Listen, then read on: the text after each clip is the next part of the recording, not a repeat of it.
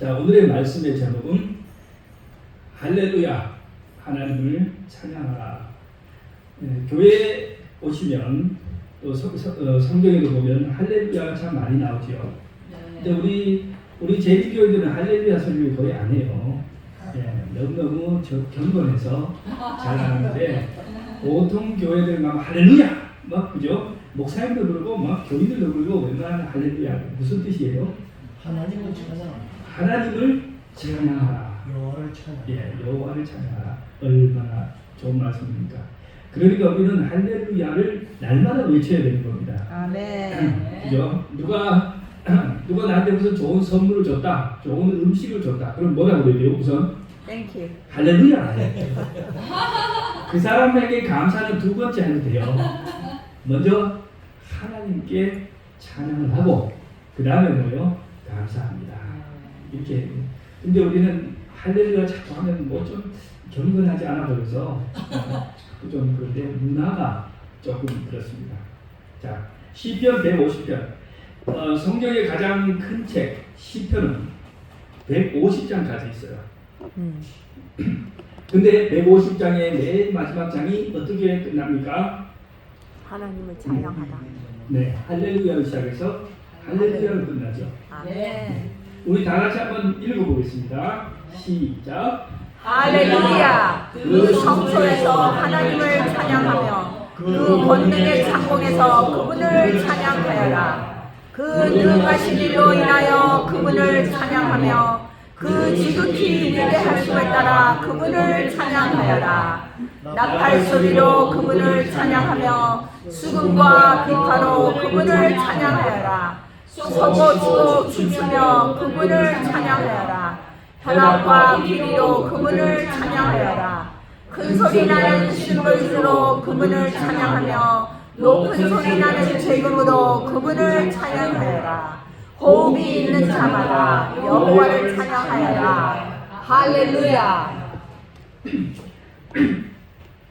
자, 여기에 보니까 찬양하라 라고 하는 말씀을 쭉 하면서 누구나 다 찬양해라. 그 다음에 악기, 이런 악기, 저런 악기 다 들고 나와서 할 수 있는 악기는 다 가지고 나와서 찬양하라. 마지막에 뭐예요? 호흡이 있는 자마다. 이 말은 숨을 쉬고 있는 사람마다. 그죠? 숨 안 쉬는 분은 없죠. 숨을 안 쉬는 분은 다 돌아가신 거고요. 숨을 쉬는 분은 지금 병원에 입원해가지고 곧장 사경을 헤매는 분도 뭐는 있어요?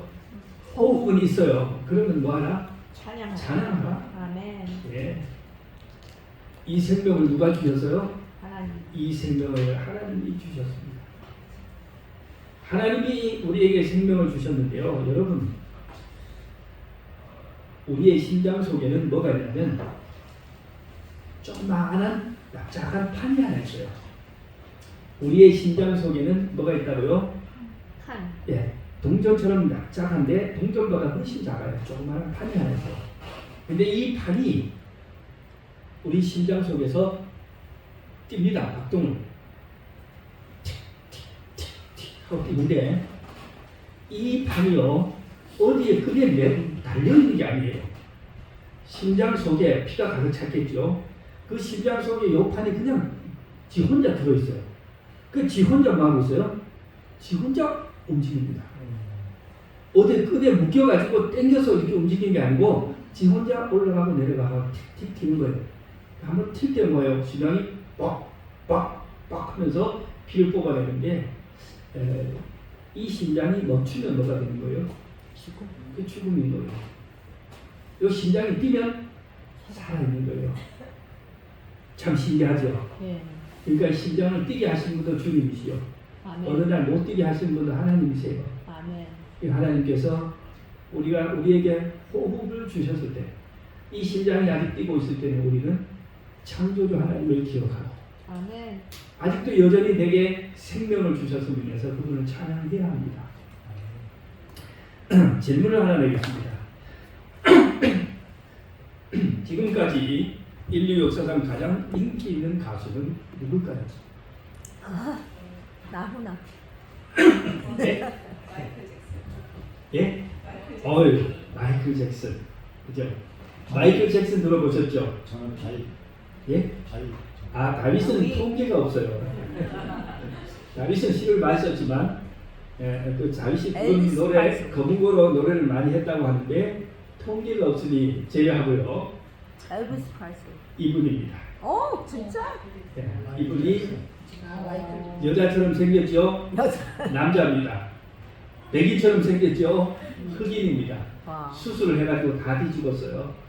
그런데 마이클 잭슨입니다. 어. 자, 이 마이클 잭슨은 팝의 황제다. 예, 독보적인 세계인데, 자, 이분이 이제 1964년에 출생해가지고, 그렇게 데뷔를 해가지고 노래를 온 젊은이들을 열광하게 만들었는데요. 죽을 때도 2009년 콘서트 리허설 중 사망했어요. 노래 부르다 죽었어요. 무대 위에서. 자다가 죽었네. 예. 자, 기록을 보면 음반 판매가 전 세계에서 10억 장 이상. 10억 장 이상인데요. 지금 죽은 뒤에 팔리는 음반도 산 사람보다 더 많이 팔리고 있어요. 보통 비교할 수가 없어요. 우리나라에서 가장 유명한 가수가 음반이 얼마나 팔렸을까요? 몰라요. 우리나라에서 조금 이따가 알려드리겠습니다. 자, 넘어갑니다. 한국 역사상 가장 유명한 가수를 한 명을 꼽으면 누구를 꼽을 수 있을까요? 나훈아. 나훈아, 이미죠.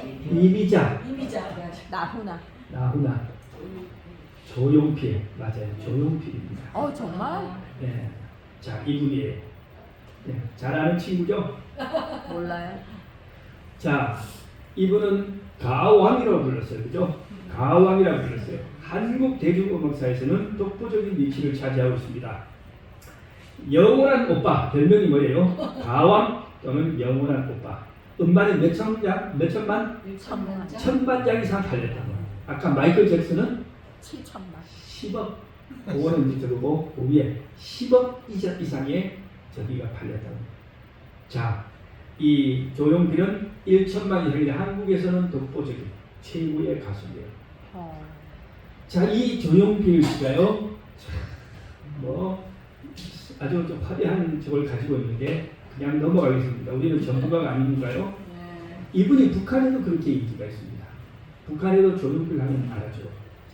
이분이 2005년에 평양 공연을 했어요. 평양 공연을 했는데 2005년 8월 24일 북한의 요청으로 갈 공연을 하는데 정주영 체육관이 있대요. 북한에. 정주영 워낙 북한을 많이 도와줘서 정주영 체육관이 있는데 거기에 이제 10,000석 정도 되는데 7,000석으로 해가지고 축소해가지고 광복 60주년 특별기획 조용필 평양 2005 남북문화교류 차원에서 했는데 두 나라의 정치가 복잡하니까 2004년 북한이 요청한 이후에 7차례나 연기가 됐어요. 이래서 안 되고 저는 7차례가 연기된 후에 마침내 했어요. 무대 장치만 5톤, 35개의 트럭을 100길로 평양까지 운송을 하고 그 다음에 뭐냐면 조용필과 스태프가 160명이나 가서 그것을 준비를 했어요. 뭐 여러분 잘 아시는 돌아와요 부산항에 뭐 이런 거 불렀고요. 마지막에 뭘 불렀냐면 홀로 아리랑을 불렀습니다. 홀로 아리랑 아시죠? 예. 홀로 아리랑 이 노래를 불렀을 때 북한에 모였던 7,000명에 넘는 우리 북한 동포들이 다 눈물을 흘렸어요. 그래서 너무 감동적이어가지고 제가 홀로 아리랑을 가져왔습니다. 여러분들이 현장에 부르는. 예. 자, 한번 들어보시고 여러분들도 그날의 감동을 좀 느껴보시기 바랍니다. 자, 이제 우레와 같은 이제 박수 소리에 조용필 씨가 마지막 노래를 부릅니다.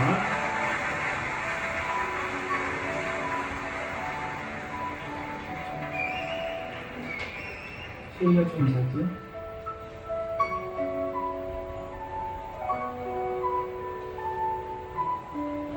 이 홀로 아리랑은 독도를 우리나라 독도를 주제로 한 노래입니다. 그래서 이 독도는 북한과 남한이다, 그죠? 공유하는 그런 정서적인 고향이죠.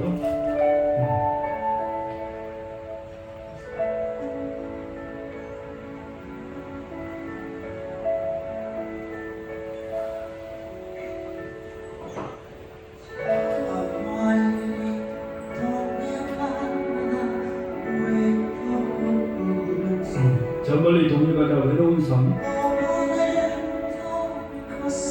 오늘도 거센 바람 불어오겠지.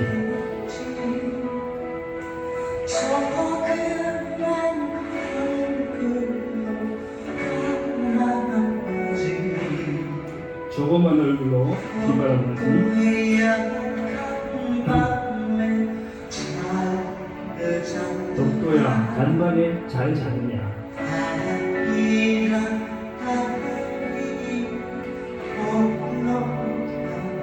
이 북한 주민들이 이 노래를 들으면서 아주 이동도 꼼짝 안 하고 가만히 있잖아요.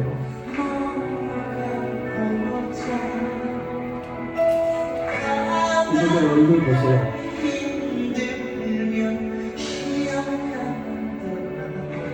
가다가 힘들면 쉬어가더라도 손잡고 가보자. 같이 가보자. 남한 북한 없이 손잡고 우리 독도에 한번 가보자. 이런 노래를 다 같이 이제 부릅시다.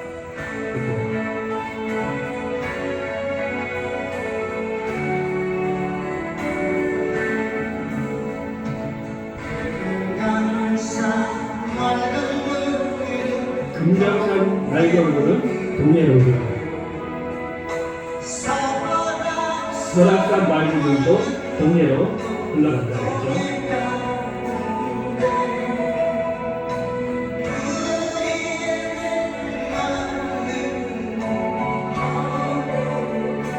그런데 우리의 마음은 어디로 가느냐?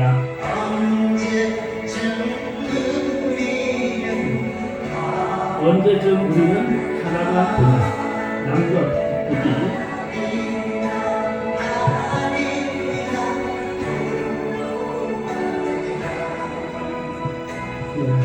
북한 사회주의에 너무 고생해서 자유가 없이 그렇게 억압 가운데 사는 이 인민들이 이 자유를 갈망하면서 눈물을 흘리면서 이 노래를 듣고 있어요.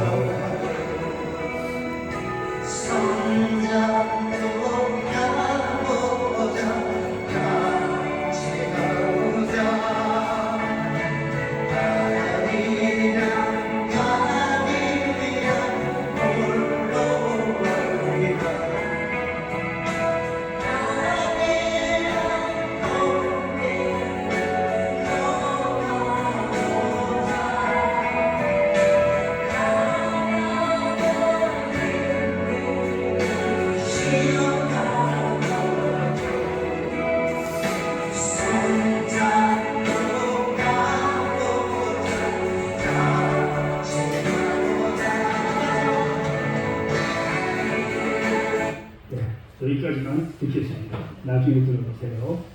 자, 이 음악은 우리 지금 보신 것처럼 남과 북이 서로 총칼을 겨누고 핵무기를 만들고 오늘 내일 그냥 서로 잡아먹을 것처럼 그렇게 정치는 그렇지만 그러나 이 음악은 어때요? 음악을 부르면 민족이 하나가 되어가지고 같은 마음과 같은 생각으로 그렇게 하나가 되잖아요. 자, 이 오늘은 우리가 음악, 이 찬양에 대해서 좀 말씀을 나누려고 하는데 제가 특별히 찬양에 대해서 가져온 또 하나의 이유가 있습니다. 8월 16일 우리가 지금 뭘 하고 있어요? 8월 16일 우리가 전교회 찬양 대회를 준비하는데 지난 안식일에 제가 봤더니 아주 다들 구역별로 열심히 준비하는 모습을 보고 감동을 받았습니다. 네. 구역별로 아주 정말 곡도 잘 부르고 열심히 하시는데 우리가 이제 하나님 앞에서 찬양 대회를 할 때 어떤 마음을 가지고 또 어떤 생각으로 어떻게 준비를 해야 되느냐 하는 것을 알기 위해서 우리가 좀 찬양에 대해서 음악에 대해서 생각해 봅시다. 자, 음악은 하나님께서 인간에게 주신 정말 귀한 선물입니다. 이 정치가 풀어내지 못하는 것이 단 한 사람의 노래 한 곡으로 뭐 하고 있어요? 다 풀어내고 있지 않습니까? 그렇죠? 자, 음악은 첫째 감정에 굉장한 그 감정을 변화시키는 힘이 있습니다. 여기에 보면은 감정을 조절하고 치유하는 그런 역할도 있다. 그래서 심리치료에도 음악을 이용해서 트라우마를 완화하거나 우울증 치료에 널리 쓰이고 있다. 그렇습니다. 그러면 우리 교우님들 뭐 하셔야 되겠어요? 우리 교우님들은 특별히 찬송을 부르셔야 합니다.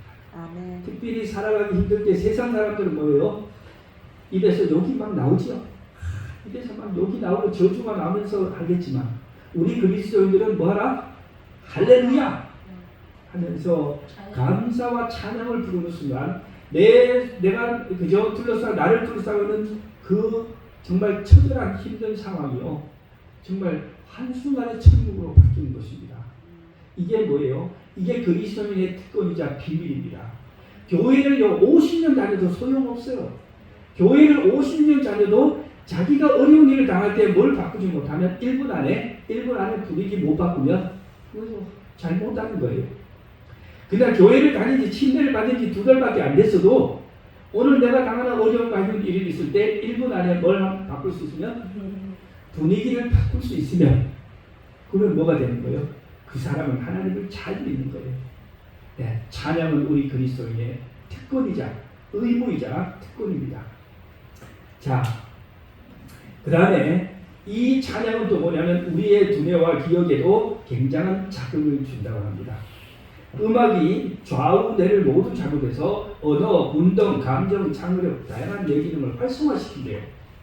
그러니까 우리가 노래를 하고 노래를 배우고 듣고 하는 이 시간에 우리 두뇌가 뭐 하는 거예요? 신나게 즐기는 거예요. 활성화되고 자극을 받아서 살아나는 겁니다. 그러므로 특히 여기 보면 알츠하이머 환자들 치료할 때 과거에 그 사람이 즐겨 듣던 음악을 들려줍니다. 그러면 사람은 잊어버렸는데 뭐는 뇌의 기억은 음악으로 그것을 찾아간다는 것입니다. 그 다음에 신체에도 미치는 힘이 보통이 아닙니다. 음악 치료를 통해서 수술 회복, 만성 통증, 우울증 치료에 효과적으로 사용된다고 합니다. 그래서 여러분 정말 몸의 통증을 느낄 때 자기가 제일 좋아하는 음악을 틀어서 한번 들어보십시오. 효과가 좋으면 통증이 완전히 없어지고 좀 적어도 효과를 볼 수가 있습니다. 자, 힘든 일을 할 때도 지구력이 필요한 힘든 일을 할 때도 뭘 들어야 돼요? 음악을 들어야 됩니다. 아시겠죠? 그래서 집에 좋은 스피커를 사놓으시고 음악을 즐기시기 바랍니다. 자, 신경과학적으로도 노래를 들으면 도파민, 옥시토신 등 쾌감 호르몬이 나와가지고 우리의 감정이 뭐하니까 클라이맥스에서 보상회로가 활성화된다. 그래서 음악을 연주하거나 듣거나 노래를 부르거나 같이 이게 참여하는 사람은 신체적으로 건강이 회복될 뿐 아니라 통증이 줄어듭니다.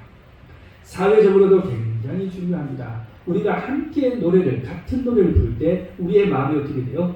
하나로 완전히 뭐합니까? 통일돼 연합되잖아요.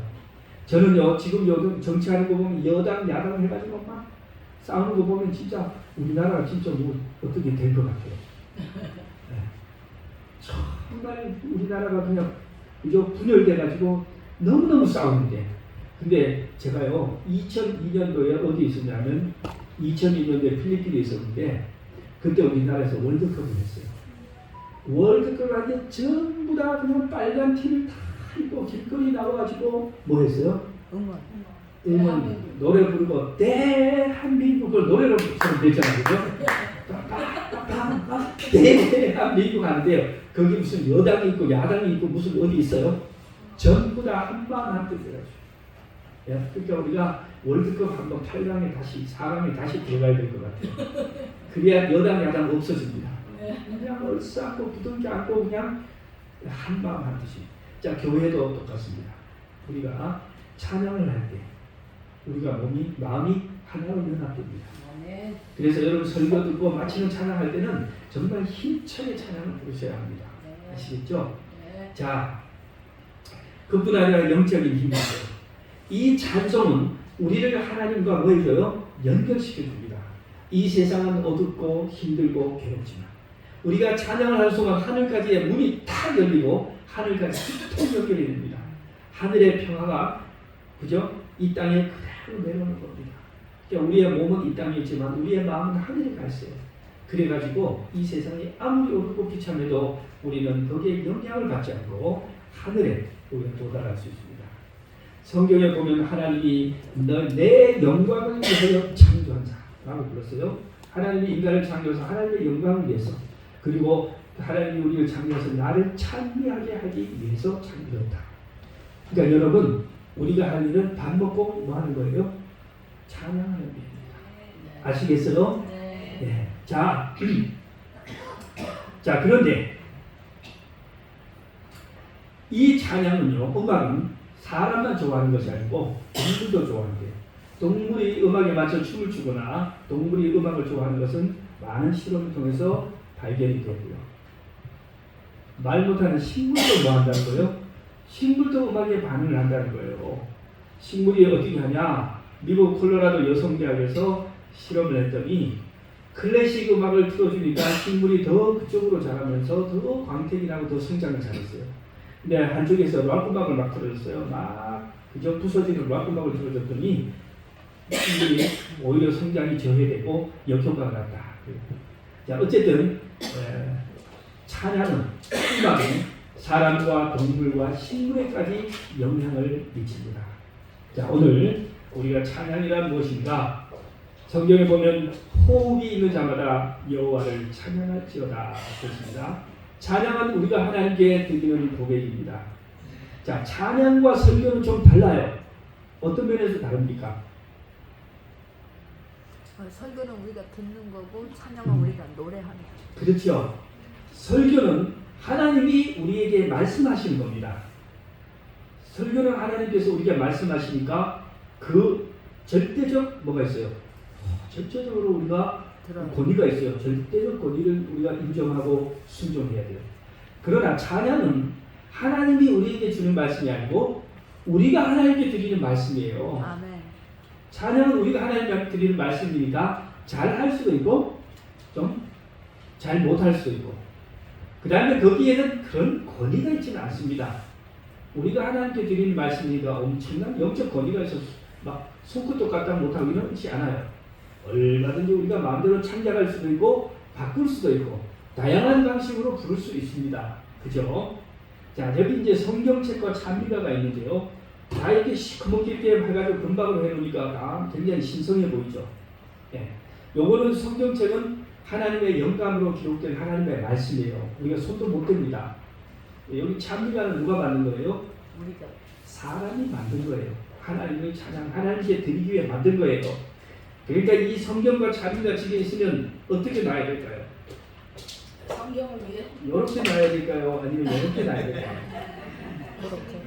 이렇게 놔야 돼요. 네, 이렇게 놓으면 안 됩니다. 항상 저는 나요. 어릴 때 성경 위에 뭘 놓으면 엄마가 얼마나 혼을 내는지 몰라요. 성경 위에 뭐 다른 책이나 물건이나 뭐 이런 걸 올려놓으면 아주 혼이 났어요. 이게 신성한 것입니다. 하나님의 말씀입니다. 그리고 찬미가는 그 아래 갑니다. 권위가. 자, 찬양은 인간이 하나님께 드리는 제사입니다. 제사에는 물건을 바치기도 하고, 양이나 소나 헌금을 바치기도 하고, 그 다음에 또 뭐예요? 기도를 바치기도 하고, 그 다음에 우리가 바치는 게 찬양과 춤입니다.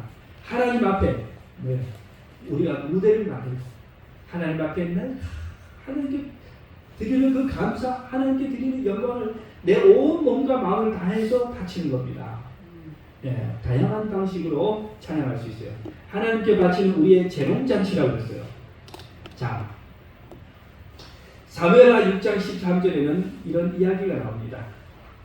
다윗이 하나님의 괴를 다윗이 뺏긴 게 아니고 다윗이 왕이 되기 전에 이스라엘 백성들이 하나님의 법궤를, 성전의 가운데 있는 하나님의 법궤가 있어요. 아주 신성한 법궤를 옆에 있는 블레셋 나라에 뺏겼어요.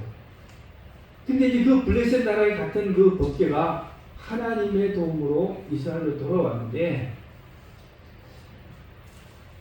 이 소들이 수레에 싣고 왔는데 이스라엘 백성들이 그걸 모르고 뭐 했냐면은 법궤가 정말로 들어있을까 하고는 호기심에 뚜껑을 이렇게 열었던 거예요. 그 법궤를 사람이 만들 수 있게 돼 있어요? 아니요. 성경에 보면 만들 수 없게 돼 있어요. 신성한 하나님의 법궤는 오직 대제사장, 제사장 매는 그 덮개를 만지는 제사장만 운반하게 되는데 일반 사람들이 호기심에 그 만지고 뚜껑을 열었더니 그만 즉사해버렸어요. 그래서 어이구 큰일 났다. 이 덮개를 우리가 사람이 만지지 못하니 어떻게 할까? 가까운 이 농부의 집에다가 창고에다가 일단 내려놨어요. 그렇게 하고 아무도 접근 금지, 아무도 못 가게 하고 이제 다윗이 집에 와서 있는데 어느 날 한 2년 지났는데 소문이 들렸어요. 하나님의 덮개가 오벳 에돔이라고 하는 집에 있는데 에돔이라고 하는 그 오벳이라는 사람의 집에 있는데 하나님이 덮개 때문에 그 오벳을 복을 너무 주셨다. 엄청나게 복을 받았더라. 그 얘기를 들으니 다윗이 어때요? 덮개를 내가 있는 이 예루살렘으로 궁전으로 가져와야지. 그래야 저 복을 내가 받을 것이 아닌가. 그래가지고 뭐예요? 이 덮개를 가져오는 이 팀을 만들어가지고 보냈어요. 막 노래하는 팀, 뭐 하는 팀하고 막 해가지고 가서 덮개를 가져오려고 뭐 했어요? 소수에 실어가지고 했는데 하나님이 진노하셔가지고 덮개를 가져갔던 사람이 죽어갔어요. 그 말 제가 그 얘기를 좀 헷갈리네. 처음에 많은 사람이 죽고 2년이 지난 다음에 다윗이 포기하다면 2년이 지난 다음에 갈 때 어떻게 해야 될까요? 이 덮개를 지난번처럼 수레에다가 막 가고 막 노래 부르고 막 춤추고 하면 될까요? 안 될까요? 안 되죠. 그래가지고 이제 다윗이 이번에는 굉장히 엄숙하게 선발을 아주 준비해가지고 제사장들이 덮개를 매도록 하고 그 다음에 이제 가가지고 하는데 조심스럽게 덮개를 이제 제사장이 메고 여기 보니까 어떻게 돼요? 6발자국을 간 다음에 뭐 했어요? 멈추고 제사죠. 만져보니 괜찮네? 걸어보니 괜찮네? 이제 뭐 했어요? 오늘 되겠다. 안 죽었어. 그러니까 이제 6걸음을 간 다음에 뭐예요? 그 자리에서 제사를 지냅니다. 소를 잡아가지고 제사를 지내고 이제 뭐 하냐면 예루살렘까지 덮개가 왔어요. 덮개가 예루살렘 궁전에 이제 들어오니까 다윗이 너무너무 기분이 좋아가지고 여기 보니까 뭐였어요? 여호와 앞에서 힘을 다하여 뭐 했다는 거예요? 춤을 춰사고 있어요. 다윗이 춤을 잘 췄을까요? 다윗이 평생에 별로 춤을 안 춰본 사람 같아요. 그죠? 그래가지고 다윗이 춤을 추는데 너무너무 보기가 안 좋았어요. 거기다가 뭘 입었나? 배옷을 입었는데 배에봇을 입었다고 하는데 이 배에봇은 정장이죠. 여기서 그 사람은 아주 고급 정장이니까 춤을 추니까 영 안 맞았어요. 자, 그런데 16절에 보니까 여호와의 개가 다윗 성으로 들어올 때 여기 보면 사울의 딸 미갈이 있는데 이 사울의 딸이 누구냐면 다윗의 부인입니다.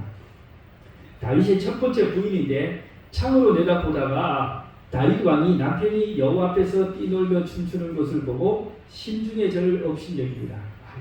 창피해 죽겠다. 저걸 춤이라고 추나? 사람들 앞에서 왕이 그죠? 그러잖아요. 그래가지고 다윗은 이제 번제와 화목 덮개를 드리고 번제 화목제를 드리고 한 다음에 백성들에게 축복하고 떡도 나눠주고 음식도 나눠주고 그 다음에 이제 20절 다윗이 자기의 가족에게 축복하러 돌아오니까 사울의 딸 미갈이 부인이 뭐라고 했어요? 다윗을 맞으며 가로되 이스라엘 왕이 오늘날 어떻게 영화로우신지 방탕한 자가 염치 없이 자기 몸을 드러내는 것처럼 오늘날 그 신복의 계집종 눈 앞에서 몸을 드러내셨도다. 이게 뭐예요? 방탕한 자가 염치 없이 춤을 추는 것처럼 뭐 했다는 거예요? 노출이 심했는가 봐요. 풍기불량이다. 예. 당신도 왕이 돼가지고 채신머리 없이 주처처럼 백성들 앞에서 그렇게 막 춤을 추고 그랬다고 뭐였어요? 나무랬어요. 그랬더니 다윗이 미갈에게 뭐라고 그래요? 이는 누구 앞에서? 여호와 앞에서 한 것이야. 그러니까 내가 당신들이 볼 때는 내가 채신머리가 없고 그런지 몰라도 하나님 앞에서는 할 수 있다 이거예요.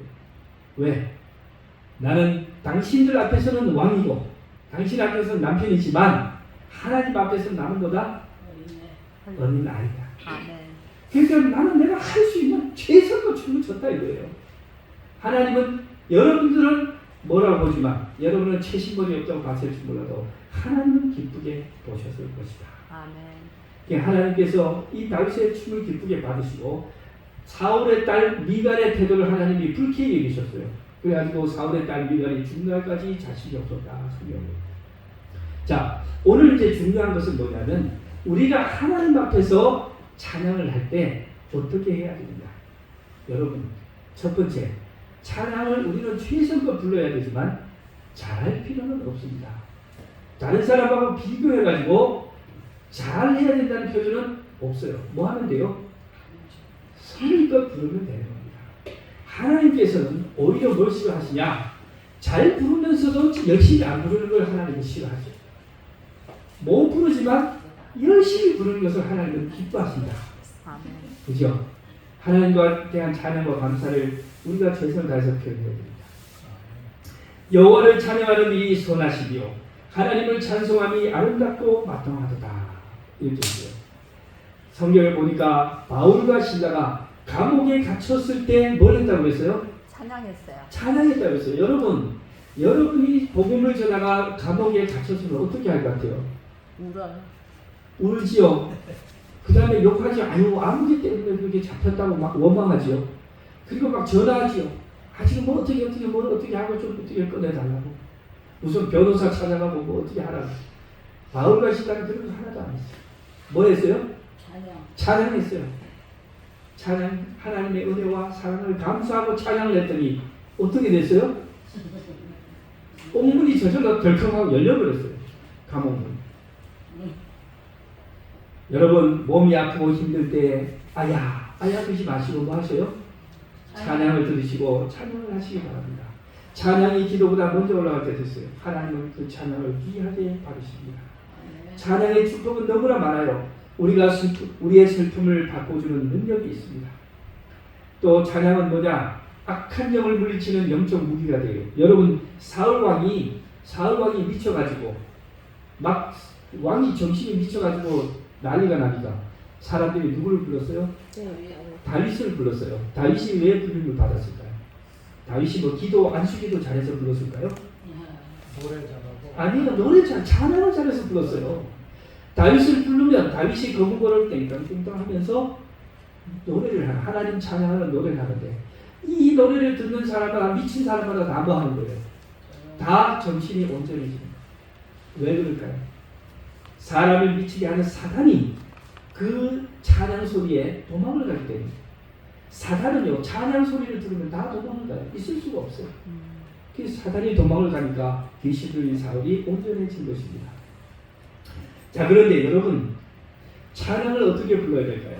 어떤 표준이 있을까요? 감사합니다. 표준이 없어요. 자, 우리 제일교회는 항상 좀 보수적이다 보니까 좀 찬양을 어떻게 하면 굉장히 보수적으로 불러요. 그죠? 보수적인 찬양은 어떤 찬양이에요? 지금 우리 요 찬미가에 있는 노래들 있죠. 요게 대부분 다 교회에서 불러도 되는, 예배 때 불러도 되는 허락받은 찬미들이에요. 근데 이 보수적인 찬양도요, 이렇게 찾아보면요, 옛날에는 세속적이어서 못 들어간 찬미가 지금 많이 들어가 있어요. 옛날에는 세속적이어서 안 된다고 했는데 세월이 지나고 보니까 뭐예요? 아유, 그 찬미 없으면 도저히 못 살 것 같아요. 그래가지고 집어넣었어요. 네. 원래는 이 피아노도 옛날에 교회에서 허락이 안 됐어요. 이 피아노도 옛날에 교회에서 올가만 허락됐어요. 이 피아노는 세속적이다. 왜? 이 피아노는 땡동땡동 하면서 춤출 때 주로 바에서 그 춤추는 데서 많이 썼어요. 그러니까 이걸 갖다가 교회에 놓고 쓰려고 하니까 안 된다고 했어요. 그래야 세월이 지나면 물려올 수 있어요. 우리가 다양한 악기를 가지고 다양한 형식의 노래를 하나님 앞에 부를 수 있어요. 중요한 것은 뭐냐? 부르는 사람의 마음의 태도입니다. 부르는 사람이 경박하게 부르면 아무리 보수적인 노래라도 소용이 없고, 그러나 비록 세속적인 리듬의 노래라도 부르는 사람이 전적으로 하나님에 대한 사랑과 감사로 드린다면 하나님은 기쁘게 받으실 수 있는 것입니다. 아멘. 자, 그런데 저도 복음성가를 들어보면 정말 너무 좋아요. 이 복음성가를 누가 만들었냐면 대부분 한국 사람들이 많이 만들었어요. 한국 사람들이 만들었기 때문에 한국적인 뭐 많아요? 정서가 많아요. 그런데 이 찬미가에 나오는 보통 우리가 말 보수적인 찬양은 전부 다 서양 노래입니다. 사성부로 착착 많은 이 서양 노래들은 이제 우리 한국 사람에게는 좀 이질적이에요. 그러다 보니까 그래서 제가 말할 때 꼭 써야 할 경우에는 이렇게 하더라도 이 교회의 전통적인 하더라도 웬만하면은 복음성가를 많이 부른다면 현대 우리들의 정서에 잘 맞다고 생각해요. 그래서 우리가 복음성가를 좀 한번 활성화시켜 보십시다. 자, 제가 이제 시간이 다 되어서 제가 준비한 몇 가지 찬양을 여러분들에게 샘플로 다양한 찬양들이 있어요. 그래서 샘플로 좀 보여드리고 말씀을 마치도록 하겠습니다. 자, 요거는 가장 보수적인 방식으로 부르는 찬미입니다. 내 주께 가까이. 여러분 잘 아시는 찬미죠.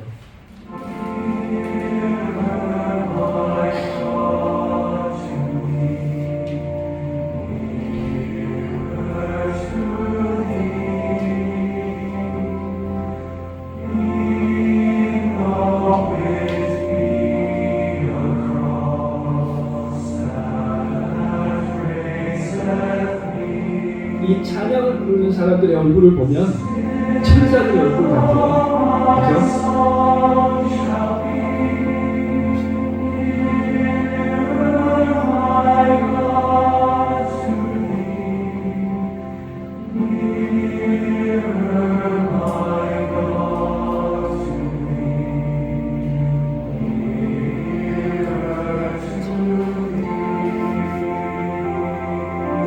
네, 이것이 가장 전형적인 교회에서 많이 부르는 합창이죠. 자, 그 다음에 이거는 좀 전문적인 사람들이 부르는 찬양입니다. 이거는 좀 연습을 많이 한 특별 찬양대가 부르는데요. 자, 이 찬미를 좀 보겠습니다. 가장 유명한 합창곡 메시아를, 핸델의 메시아를 부르는 찬양입니다.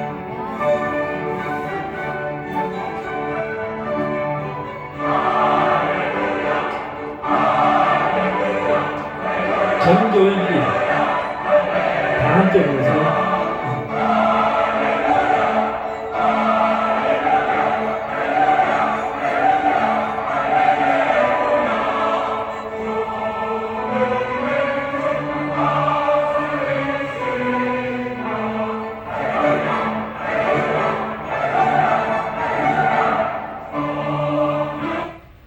시편에 방금 우리가 읽었던 그 시편 노래 있잖아요. 그 시편을 노래로 만들어서 핸델이 만든 그죠 곡인데 이것은 참 유명한 곡입니다. 중국에는 그 전부 다 무신론자들인데 중국에 우리가 있었던 옥계 대학교에 그 교수들이 세미나를 하는데 음악에 대해 세미나 하는데 그 공산당이 핸델의 메시아를 틀더라고요. 이것이 세계 합창의 백미다 라고 하면서 다 보이는데 그러면서 그분이 당신들은 무식해서 지금 그렇지만 원래 할렐루야를 공연할 때는 다 일어서야 되는 것이다. 영국의 국왕 누구죠? 헨리가 누군가 일어섰어요. 그러면 그 이후로 모든 사람 다 일어서서 듣습니다. 아멘. 그 다음에 자 이제 좀 약간 요즘 우리 교회에서 우리 한국에서 많이 부르는 대중적 형식의 복음성가를 좀 한번 들어보시겠습니다.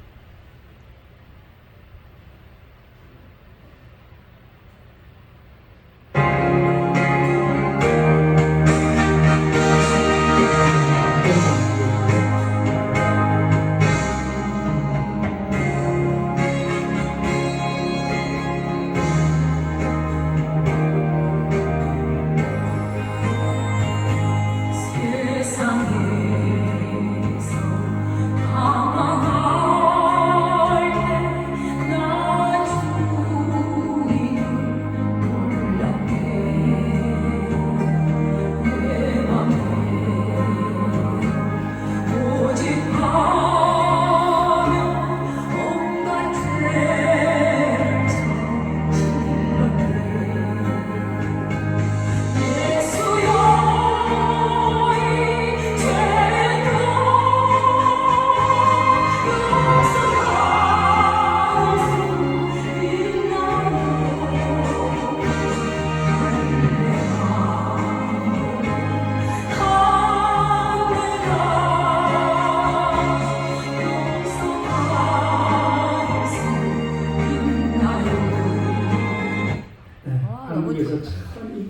보면 너무 좋다. 정말 많은 사람들이 눈물을 흘렸던 찬양이 이 찬양입니다.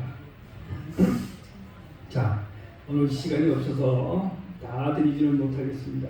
정말 다양한 형태의 여러 찬양이 있습니다. 예. 여러분들이 좋아하실 만한 찬양을 한번 소개를 해보겠습니다. 이분은 제가 말씀을 안 드려도 여러분이 잘 아시는 분입니다. 자, 오늘 특별한 영혼이 은총 입어 주만 죄지 벗고보니 슬픔 많은 이 세상도 천국으로 화도다 이나 하늘나라 이건 누구예요? 주의 얼굴을 뵙기 전에 누구요? 멀리 뵀던 남진. 하늘나라 내 맘속에 이분이 장로님이 되고 나서 부른 노래예요.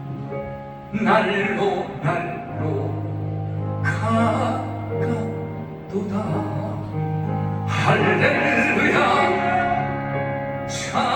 찬양하시되 내 모든 죄 사함받고 주 예수와